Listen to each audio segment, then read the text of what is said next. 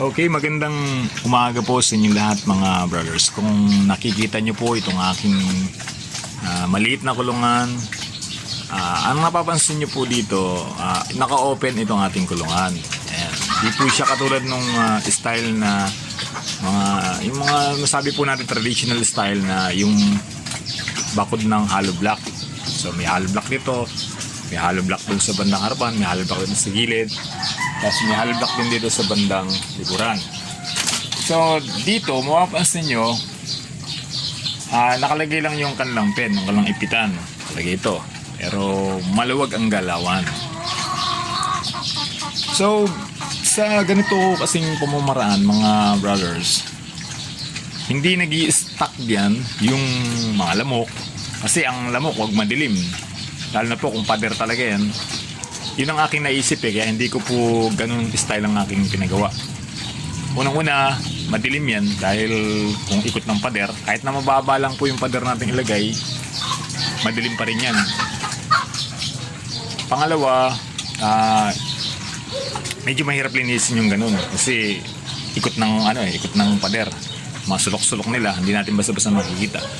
So pangatlo, yun nga, stress dun sa ating mga alagang breeders, ating mga inahin, kasi yung po bang parang ang dating kasi nun parang sikip na sikip sila dun sa lugar na yun. Kahit po sabihin natin na ikot siya ng pader, okay naman, pero yung bang laging nakikita nila yung atmosphere nila, yung puro baton lang yung nakikita nila, katulad nung ganito pong design. Kapag tinaas natin yung pinakatakip nila, yung lona, nakikita nila yung lugar, nakikita nila yung sa madalit sabi, naiiba yung kanilang atmosphere, nakikita nila. So left side, right side, naiiba, di katulad doon sa na puro talaga pader ang kanilang makikita. So sa ganung bagay, iwas stress yung ating mga alaga. So saka maganda ron mga brothers, maaliwalas yung ating kulungan. Madali siyang linisin, hindi basta-basta mamamahay yung mga insekto, yung mga katulad ng ipis, daga, kasi po kumbaga bulabog yung lugar. Katulad nung daga, hindi siya basta-basta magpipirmi dyan. At yung mga ipis, madali silang umaalis kasi maaliwalas. Yung lamok, hindi sila mag-stack diyan dahil maaliwalas. At higit sa lahat, madali siyang linisin. At tapos, ang iingatan lang nandito mga brothers, syempre po katulad ngayon, pabago-bago yung ating panahon dahil open ito, labas-pasok yung hangin. So yun ang dapat nating babantayan mga brothers. Kaya po, yan ang purpose po. Kaya meron po tayong mga takip, may mga lona po yan sa harapan. At meron din po akong lona dito sa likuran. Ito po, binababa ko lang ito. Kailangang binababa ito, lalo na po ganyan yung panahon, umuulan, umaaraw. So yung hangin na tumatama sa kanila, makapagdadala po yun ng trangkaso, makapagdadala yun ng sipon sa kanila, makapagbibigay sa kanila yun ng hindi magandang kondisyon ng kanilang pangangatawan. Kaya importante, naiikot tayo ng tabing. Pero kapag summer, syempre mainit, tinataas natin yung tabing na yan pag umaga, pero pag tanghali kailangan po ibinababa natin yung tabing na yan, lalo na po dito sa may lubugan ng araw, kasi yung hangin na nanggaling po sa kanluran talagang nakapagbibigay yan ng sipon sa ating mga alaga. Kahit po sa ating mga tao, di ba pag bandang hapon na paghanginan tayo, talagang minsan sumasama po yung pakaramdam natin, lalo na kung mainit ay panahon tapos biglang lalamig. So ganon. Kaya yun yung purpose po na kailangan meron tayong mga pantakip dyan. Katulad ko po, dahil ang panahon natin ngayon ay masungit po yung panahon natin, kaya ayan po, nakababa po yung ating lona, nakababa po yung ating panabing.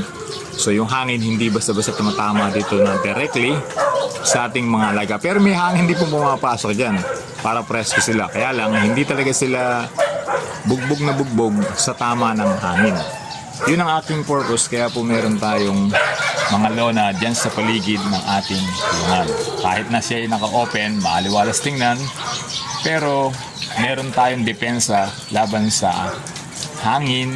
Tapos po yung pag-aamulan, yung mga anggi-anggi ng ulan, dahil nga po open, yan yung ating mga depensa po para doon sa mga ganung bagay po. Pero mahalaga din mga brothers, yung meron tayong mga depensa rin laban sa karamdaman ng ating mga alaga. Alam, may mga stock po tayo na yung po bang mga pinapainom natin, yung mga soluble na gamot sa trangkaso. So marami naman po nabibili niyan, lalo na po sa online. Madali tayong makabibili niyan. May stock talaga tayo. Pagka alam naman natin yan, pagka ganyan, painumin kaagad natin yung ating mga alaga. Marami naman po mabibili kaagad dyan sa online na talagang makaka-prevent ng mga sakit ng ating mga alaga. Lalo itong panahon na to, ito po yung panahon na madaling magkaroon ng sakit ng ating mga alaga. Sa bagay, kahit po sa amin, madali rin naman silang tama dahil sobrang naman ang init. So, ganun lang mga brothers, kailangan yung ating mga kulungan, kung katulad ninyo, yung ating kulungan na naka-open din, make sure na meron tayong mga panabing po dun sa ating mga alaga. Lalo na po kung gabi, kailangan talaga na ibababa natin yung ating mga takip na yan para protektado po yung ating mga alaga.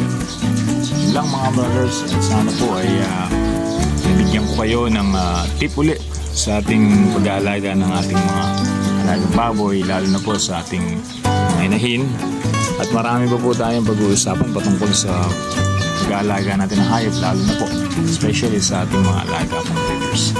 Subscribe niyo po yung ating channel. Maraming salamat po sa inyong mga nanonood ng aking channel. Maraming salamat po sa inyong mga subscribe. Salamat po sa inyo sa kabutihan nyo. Mag-iingat po kayo lahat. God bless po.